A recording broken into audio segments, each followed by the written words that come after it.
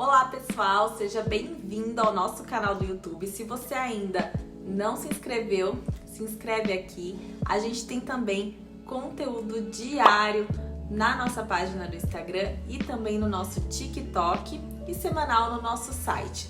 Aqui no nosso canal a gente tem toda quarta-feira vídeo novo e o tema dessa semana é retocolite ulcerativa. A gente tá em Maio Roxo, que é o mês de conscientização sobre as doenças inflamatórias intestinais. Então hoje a gente vai falar tudo que você precisa saber sobre a retocolite.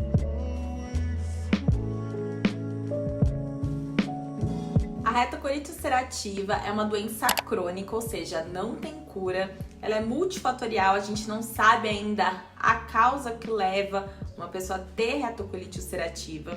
Ela tem uma relação com a história familiar, né, com a herança familiar, e também ela pode se manifestar em qualquer momento da vida. Então a gente tem alguns gatilhos que são infecções, alterações hormonais, alterações do crescimento, entre outros, que podem levar ao início da manifestação dos sintomas. Ela é uma doença que ela é imunomediada, então a gente tem a participação do sistema imune no início da manifestação de sintomas. Então o sistema imune, por algum motivo, começa a reagir e com isso inflamar algumas partes do intestino. A retocolite ulcerativa, ela afeta todo o intestino grosso e o reto. E toda vez que a gente vai ter o padrão de inflamação da retocolite, a gente vai ter um padrão contínuo e ascendente. O que isso quer dizer? A gente não vai ter áreas normais, sem inflamação, entre áreas doentes. Além disso, a retocolite ulcerativa, quando a gente compara com a doença de Crohn, ela tem um acometimento mais superficial do intestino. Mas presta atenção, a retocolite não vai afetar somente o intestino, a gente vai ter também sintomas extraintestinais.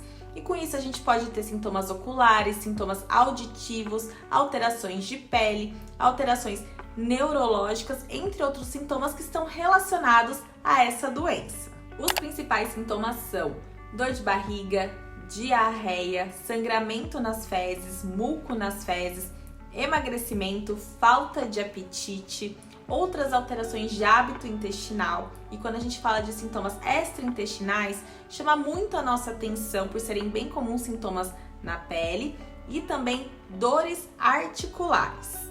O diagnóstico da retocolite ulcerativa não é fácil.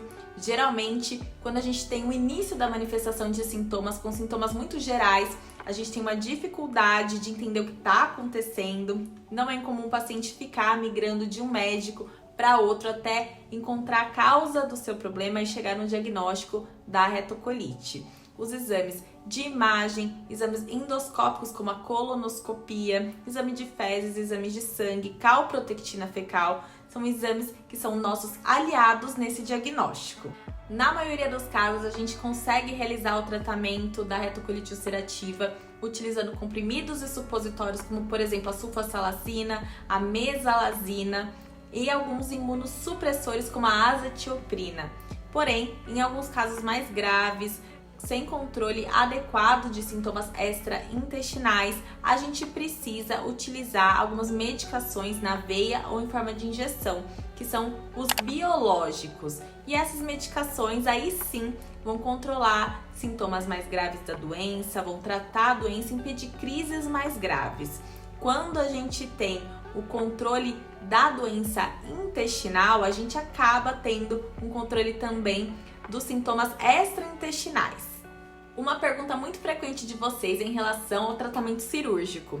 Na maioria dos casos, hoje em dia a gente tem muita opção de tratamento e realizando um diagnóstico precoce, um acompanhamento com um profissional especializado e também um acompanhamento multidisciplinar com psicólogo, nutricionista, você consegue evitar um tratamento cirúrgico. Obviamente que a gente tem algumas exceções, alguns pacientes têm sim uma doença mais grave que vão precisar de um tratamento cirúrgico, mas hoje em dia, com tantas opções de segmento e tratamento, a cirurgia se tornou uma exceção.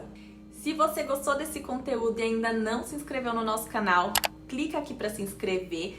Toda quarta-feira tem vídeo novo aqui, a gente fala sobre os principais assuntos da proctologia, sem tabu, sem julgamento, sempre tentando esclarecer a dúvida de vocês.